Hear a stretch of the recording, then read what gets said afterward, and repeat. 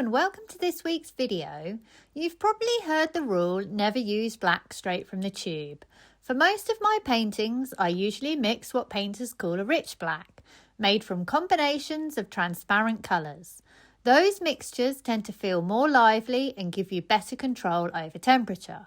But this week, I broke that rule.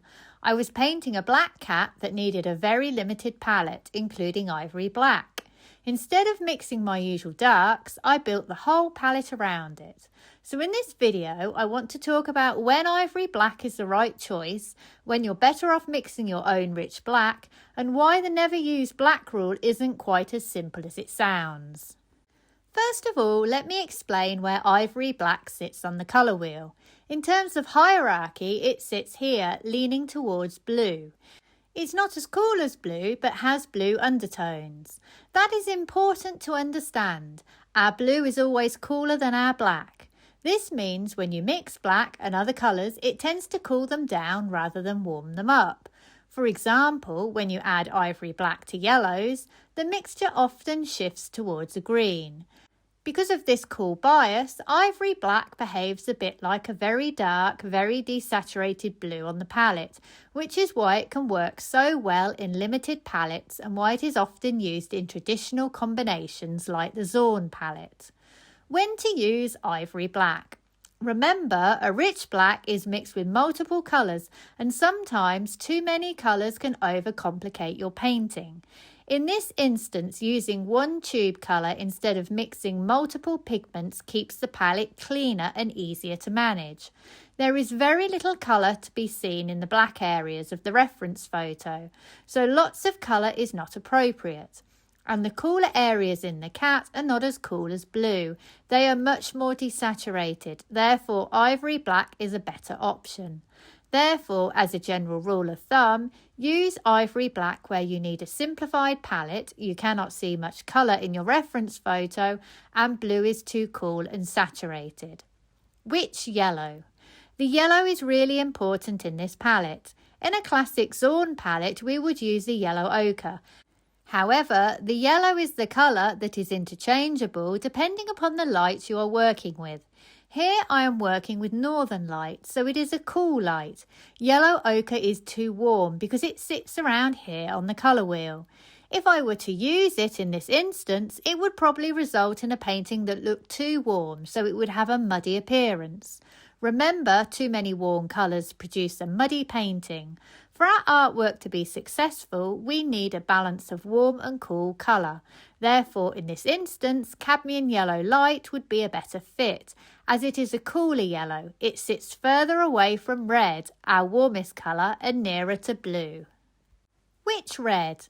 As we're using a limited Zorn type palette, this should always include a cadmium red. However, we have a problem. Cadmium red is a warm, opaque colour. Because of this, it will affect the value of my black when I mix them together. These areas around the cat's eyes are a really dark, glossy black. This is not achievable with black alone. If I add my cadmium red, I will end up with more of a brown, which won't work at all. Therefore, I need to add another red to my palette. I add alizarin crimson. This is a darker red sitting here on the colour wheel, so not quite as warm as our cadmium red. However, because alizarin crimson is transparent, it will not affect the value of my black, just the temperature. My palette. Let's have a look at my palette. I am using titanium zinc white, yellow ochre light, cadmium red, ivory black and alizarin crimson. I've mixed up a few other colours. These are an orange, a green, a grey and a warm black. To explain briefly how this palette works, it is very simple.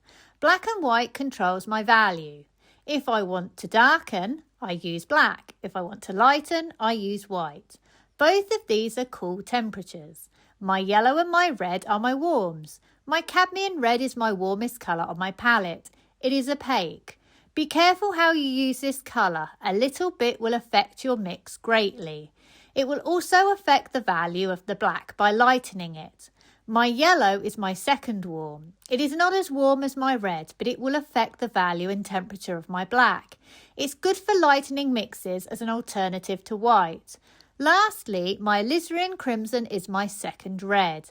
It's not as warm as my cadmium red, but it will not affect the value of my black, so it is a great one to use to warm up that black. I will use my black red for these really dark glossy areas here. This will give my black real depth. Ivory black won't work on its own because it does not create the temperature shift that I need to make my object look convincing.